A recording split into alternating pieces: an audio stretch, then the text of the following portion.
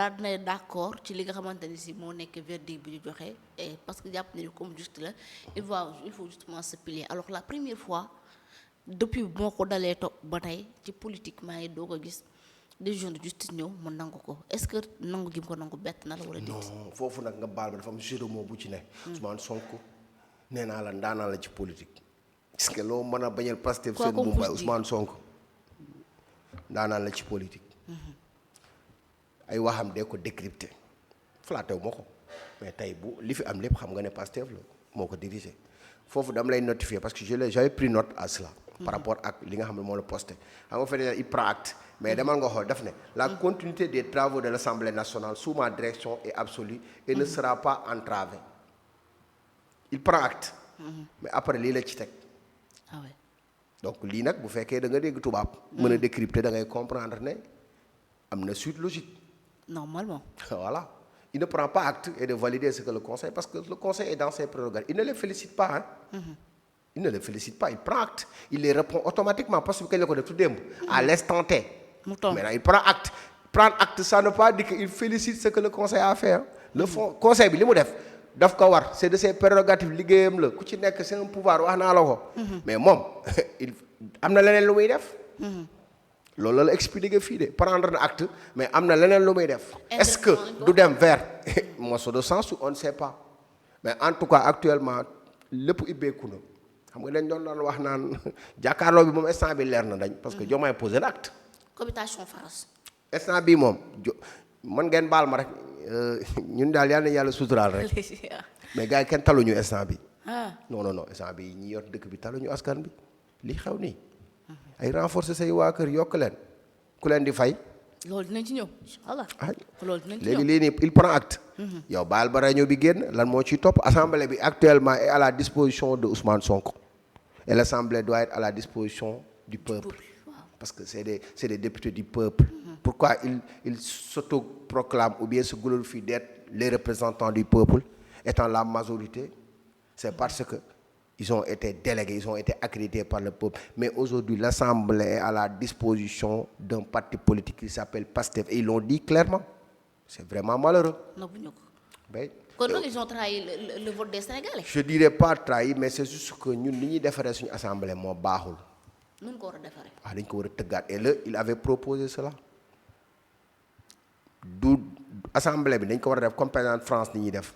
Assemblée bi ay liste nationale ñooy dugal boo majoritaire ñëpp lañ ciy dugal nee naa la tey jii nii est-ce que duñu réfléchiraat ñan ñoo war a nekk député le rôle d'un député lan loolu la ñu war a réfléchir mais dañuy xool ñu gën a influent ñu def liste nationale ainsi de suite li fi doon am boobu léegi moo fi am moom la ñu demee à des élections anticipées tout en sachant que c'était juste d'avoir benn majorité mécanique mais ni mu demee nii c'est pas une majorité absolu sur le plan territorial boo koy calculer sur le c'est relatif. parce que boo xoolee opposition bi li ñu am ci député nga xool majorité bi li ñu am c'est pas une majorité absolue non pas du tout. parce que nous on a de l'expérience par rapport ak le scrutin. Exactement. donc c'est ça qui fait défaut par rapport ak li nga xamante ne nii mooy l'Assemblée nationale que nous avons. bokkul ak l'Assemblée nationale de Macky Sall. bokkul ak Assemblée nationale bu Abdoulaye Wade ñoom ñoo yem. y a pas eu de changement. ils sont là que pour leur parti politique. et bii daf ko gën a wane parce que bii dafa détaché wu ci exécutif bi. bi nga xamante ne ni il pensait œuvrer pour eux mais plutôt pour Pastef. pour Ousmane Sonko. pour plus précis. alors mais surtout est-ce que jàpp nga ne tey Pastef vu que ni conseil constitutionnel débuté leen et ñoom ñëpp nee nañ il prend acte démocratiquement parce que aussi on est en démocratie jàpp ni peut-être war nañu mën nañoo tegaat ci fan yi ñu dëgmal yeneen jéego justement pour mën a fexe ba seen loi bi jàll parce que entre Pastef et forcing c'est une longue histoire. wax ma mënuñu anticiper pas ko kenn du ko gitu ci mbaram parce que nee naa la ñu ngi nekk ci ay stratégique chacun pose des actes aujourd'hui qu'est-ce que le président de l'Assemblée a dit avec sa majorité. loolu nee naa la actuellement mën na koo deviner on peut pas faire de l'atmosphère du météo politique. mais dis-toi que ne on est dans un contexte de guerre froide entre l'exécutif et le parlement c'est vraiment malheureux. mais man nag du ma leen jox crédibilité donte sax parce que pourquoi parce que qu'est-ce que Pastef attend d'exclure Diomaye mooy point bi ngay prédéveloppé lan la bureau Diomaye Pastef la bokk non. pourquoi bureau politique parce que mu ñu génn exclure Diomaye ñu gën a xam ne ni ñoom ñu ngi si jàkkaarloo. ah bon. Diomaye léegi ba léegi membre Pastef la de. kenn retiré gu ko de. am na yeneen ñoo xamante ne nii des cas de Adjuma ci Sow ainsi de suite xam nga. y en a beaucoup je peux pas les citer ñoo ngi taxaw ak Diomaye Pastef mu ngi dund lu nga xamante ne nii vraiment. c'est malheureux nag souhaité wu ma leen ko parce que vraiment nee naa man dañ nekk parti bu nga xamante ne yàlla xam na ne ñu bari dañ war a am référence ñoom ci organisation. ak la façon de conquérir le pouvoir. mais je suis désolé l'expérience manque. doy na waar trop. alors surtout aussi Aïssata Tall Sall moom tam dafa yëkkati ay kàddu ci li nga xamante ni si moom et la rajo aussi bu ñu mënee tegal li nga xamante ni moom moo nekk image bi Aïssata Tall Sall. et il paraît que ñoom yónnee woon nañu ma ko fii nii si je me trompe pas alors ñoom il y avait une vidéo tamit boo nga xamante ni si moom jëkkoon na leen a artu ci li nga xamante ni si moom moo koy et là aussi yaakaar naa moom mooy andi li nga wax sànq comme quoi expérience bi nga xam ne ñoom am nañ ko ci assemblée ak itam li nga xam ne moo nekk des lois. Ils veulent la voter, qu'ils la votent. Elle n'ira nulle part. Je ne suis pas dans le secret de Dieu. Elle n'ira nulle part. La loi sera retoquée. Ils sont en train de s'amuser. Ils n'ont qu'à s'amuser puisqu'ils pensent que leur mandat est un amusement. Nous prenons notre mandat au sérieux parce que nous respectons le peuple. Eux ne respectent pas le peuple.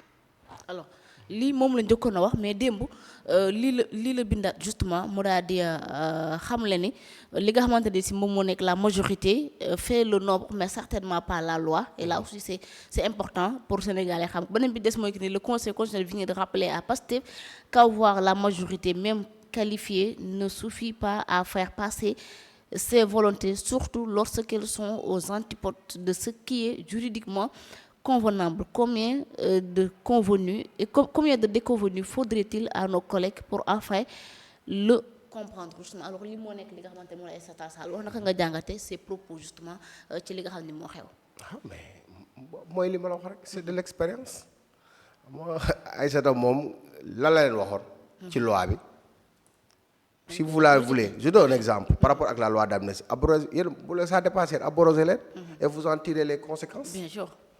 c'est-à-dire elle parle en connaissance de cause.